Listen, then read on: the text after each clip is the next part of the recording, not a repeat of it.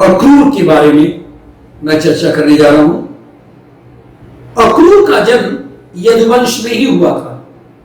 ये वसुदेव के कुटुंब के नाते से भाई लगते थे, यानी कृष्ण के पिता के भाई, सगे भाई नहीं थे। इस तरह अक्रूर जी भगवान श्री कृष्ण के काका थे, कहते भी थे श्री कृष्ण इनको काका। इनकी माता का नाम गांधिनी तथा पिता का नाम स्वफल्क था। अक्रूर की पत्नी का नाम उग्रसेना था। अक्रूर जी कंस के पिता उग्रसेन के दरबार में एक दरबारी के रूप में कार्य करते थे। जब कंस ने अपने पिता उग्रसेन को बंदी बना लिया तो अक्रूर जी की शक्तियां कमजोर हो गई। शक्तियां कमजोर हो गई मायावी रूप से नहीं, क्योंकि उग्रसेन काफी इनकी मदद करते थे और इसलिए जब बंदी बना लिया गया बेटे के द्वारा तो अक्रूर जी की शक्तियां कमजोर हो गई। कंस के अत्याचारों से पीड़ित होकर बहुत से यदुवंशी इधर उधर भाग गए थे, लेकिन अक्रूर जी वहां से भागे नहीं और उन्होंने गुप्त रूप से उग्रसेन के समर्थकों को एकजुट बनाए रखा। मथुरा में कंस के अत्याचार बढ़ने के बाद अक्रूर जी ने गुप्त रूप से सभी विष्णुवंश के, कुकुर वंश के सभी यादव सरदारों को एकत्रित करने में का कार्य किया। वे ही वसुदेव की पहली पत्नी माता रोहिणी को मथुरा से निकालकर गोकुल में माता यशोदा के यहां छोड़कर आए थे। आपको पता ही है कि रोहिणी बलराम जी की माता थी, पत्नी थी शायद। यह विष्णु के प्रधान भक्त थे, कंस के संदेश वाहक। जब अनेक उपाय करके भी कंस भगवान को नहीं मरवा सका, तब कंस ने एक चाल चली। उसने एक धनुष यज्ञ रचा था और उसने पहलवानों के द्वारा मरवा डालने के लिए गोकुल से गोप ग्वालों के सहित श्री कृष्ण बलराम को भी बुलाया। उन्हें आदर पूर्वक लाने के लिए अक्रूर को कंस ने अपना संदेश वाहक बनाकर भेजा। कंस की आज्ञा पाकर अक्रूर की प्रसन्नता का ठिकाना नहीं रहा। वे भगवान के दर्शन के लिए तो लालायित थे, किसी न किसी प्रकार भगवान के दर्शन चाहते थे। भगवान ने स्वतः ही कृपा करके ऐसा संयोग जुटा दिया।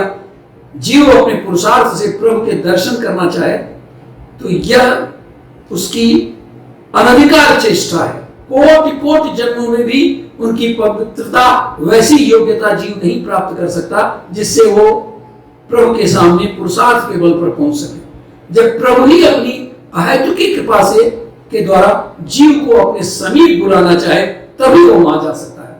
प्रभु ने कृपा करके घर बैठे ही अक्रूर जी को बुला लिया। अक्रूर कृष्ण और बलराम को मथुरा ले जाते हुए मथुरा आगमन के पहले अक्रूर प्रातःकाल मथुरा से लेकर नंदगांव भगवान को लेने चले गए। साथ चले, सोचते थे उन पीतांबरधारी बनवारी को मैं इन्हीं चक्षुओं से देखूंगा। उनके सुंदर मुख को, घुघराली काली काली अलकावड़ी से युक्त सुकोपलों को, कपोलों को मैं निहारूंगा। वे सब मुझे अपने हाथों से स्पर्श करेंगे। उस समय मेरे शरीर में बिजली सी दौड़ जाएगी। वे मुझसे हंस हंस कर बातें करेंगे, मुझे पास बिठाएंगे, बार बार चाचा चाचा कहेंगे, काका काका बोलेंगे। मेरे लिए कितने सुख की स्थिति होगी। इस प्रकार भांत भांत की कल्पनाएं करते हुए वे वृंदावन के समीप पहुंचे। वहां उन्होंने वज्र, अंकुश, यौ, ध्वजा आदि चिन्हों से विभूषित श्याम सुंदर के चरणों को देखा। बस फिर क्या था, वे उन घनश्याम के चरण चिन्हों को देखते ही रथ से कूद पड़े और उनकी वंदना करके उस धूल में लौटने लगे। उन्हें उस धूल में लौटने में कितना सुख मिल रहा था यह कहने की बात नहीं। जैसे तैसे ब्रज पहुंचे।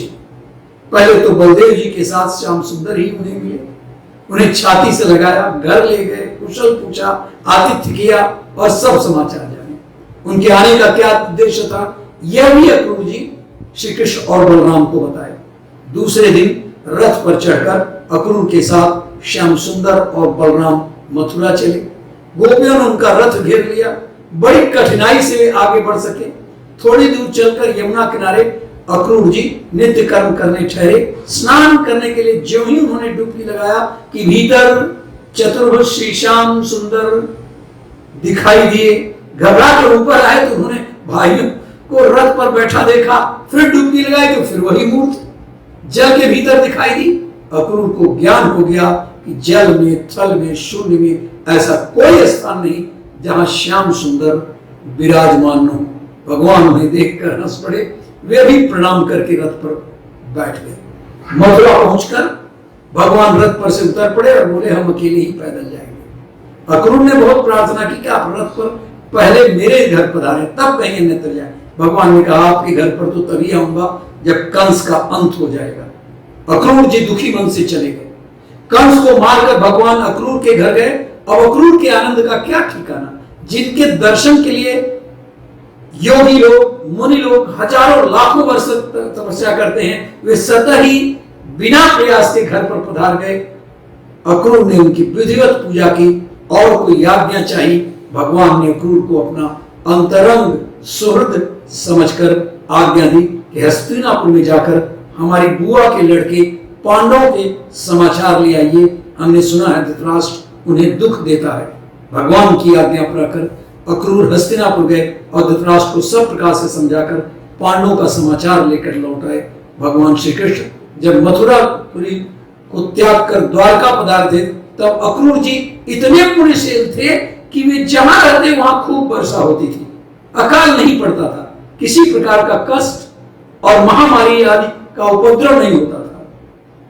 एक बार जब किसी कारणवश द्वारका से चले गए थे, तब द्वारका में दैविक और भौतिक दुखों से प्रजा को बड़ा भारी मानसिक और शारीरिक कष्ट सहना पड़ा था। आखिर भगवान ने उनको ढूंढवा कर वापस बुलवाया। अक्रूर जी भगवान श्री कृष्ण के चचा होने पर भी उनके सच्चे भक्त थे। अंत में भगवान के साथ ही वे परम धाम को पता